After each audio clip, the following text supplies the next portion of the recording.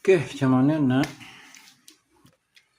ni kita nak buang lock safety ni So korang ni je, senang je lah. Ada skru dia sama je. Ni skru dah 1, 2, 3, 4, 5, 6, 7, 8, 9 9 skru.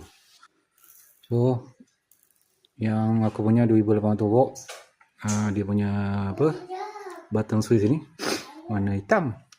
Aku tengok yang lain warna ni, tak tahulah yang mana yang dulu kan. So korang ni lah, korang dah buka tu, korang try lah godek-godek. Kalau korang rasa tak yakin, korang ambil video tu, buka pelan-pelan macam ni je. Alright.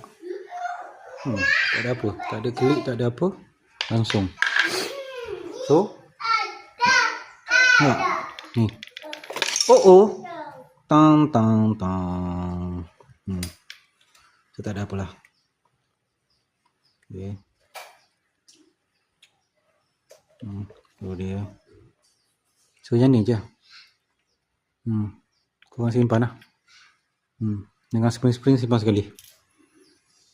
So yang ni masuk balik. Ni kalau terjatuh macam ni, masuk balik lah.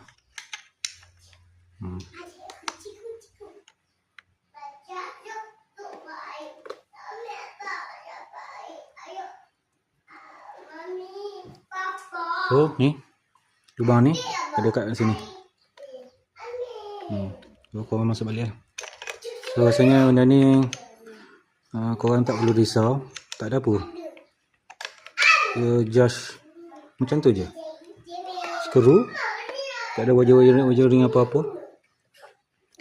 So tapi korang kalau nak buat macam ni, korang kena hati-hatilah Kalau korang yang selalu bermain dengan mata besi, korang kena sentiasa ni lah.